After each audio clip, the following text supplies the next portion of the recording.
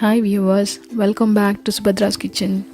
நாம் இன்றைக்கு soft and ஷைனியாக ரிச்சாக ஒரு கடலை மாவு உருண்டை பேசன் லட்டு எப்படி பண்ணுறதுன்னு பார்க்கலாம். ஒரு பேனில் 3/4 கப் அளவுக்கு நெய் ஊற்றிக்கலாம். இது ஹீட் பண்ண வேண்டாம். அதோட 2 டம்ளர் கடலை மாவு சேர்த்துக்கலாம்.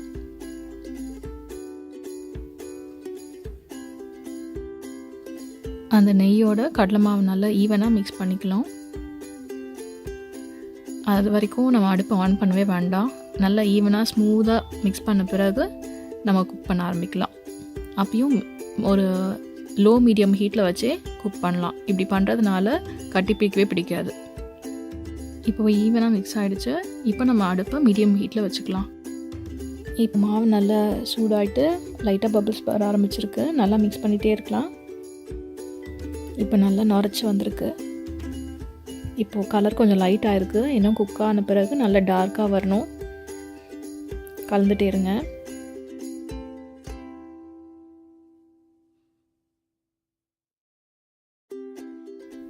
இப்போ பார்த்தீங்கன்னா கலர் கொஞ்சம் நல்லா டார்க்காக ஆரம்பிச்சிருச்சு. இப்போ நல்ல கலர் மாறினதும் இதில் ஒரு 2 டேபிள் ஸ்பூன் அளவுக்கு தண்ணி தொளிச்சிக்கலாம். இப்போது இந்த மாதிரி பண்ணுறதுனால நமக்கு லட்டுவில் நல்ல ஒரு டெக்ஸ்டர் கிடைக்கும். இது இன்னும் ஒரு 2 மினிட்ஸ் போல் நல்லா மிக்ஸ் பண்ணி விட்டுட்டு நம்ம வேறு பாத்திரத்துக்கு மாற்றிடலாம். இந்த கடலை மாவு மிக்சரை இந்த பவுலுக்கு ட்ரான்ஸ்ஃபர் பண்ணிக்கிறேன். இது நல்லா ஃபுல்லாக ஆறுற வரைக்கும் வெயிட் பண்ணணும் நம்ம. இப்போ நம்ம பவுடர் சுகர் ரெடி பண்ணலாம். அதுக்கு 1.5 கப் சுகர் வேணும்.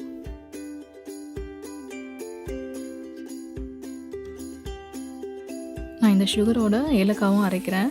அதுக்காக ஏலக்காய் உள்ளே இருக்க அந்த சீட்ஸ் மட்டும் யூஸ் பண்ணுறேன். ஏன்னா அந்த சீட்ஸில் தான் நல்ல வாசனை கொடுக்கும். அதுக்காக 2 ஏலக்காவோட சீட்ஸ் மட்டும் இது உள்ளே போடுறேன்.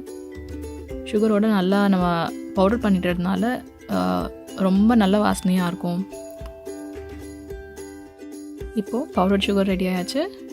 இந்த கடலை மாவு மிக்சரில் சாப்ட் ஆல்மண்ட் சேர்க்குறேன்.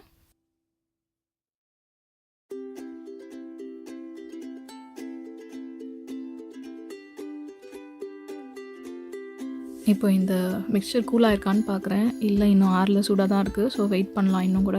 இப்போ இந்த மிக்சர் நல்லா ஆறிடுச்சு. இப்போ அந்த பவுடர் பண்ணி வச்சுருக்க சுகரை இதில் சேர்த்துக்கலாம். இதை சேர்த்துட்டு நல்லா கலந்து விட்டுக்குங்க.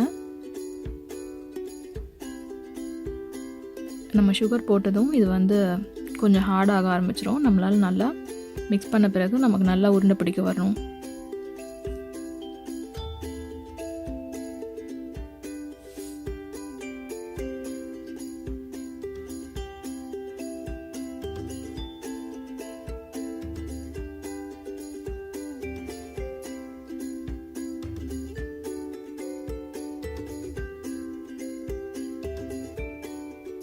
இப்போ நம்ம கடலை மாவு மிக்சர் ரெடி ஆகிடுச்சு.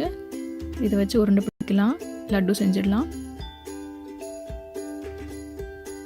ஆனால் எனக்கு இது கொஞ்சம் சாஃப்டாக இருக்க மாதிரி தெரியுது. நல்லா ஸ்டிஃப் பால்ஸாக வர மாட்டேங்குது. அதனால் நல்லா ரவுண்டாக நிற்கலை.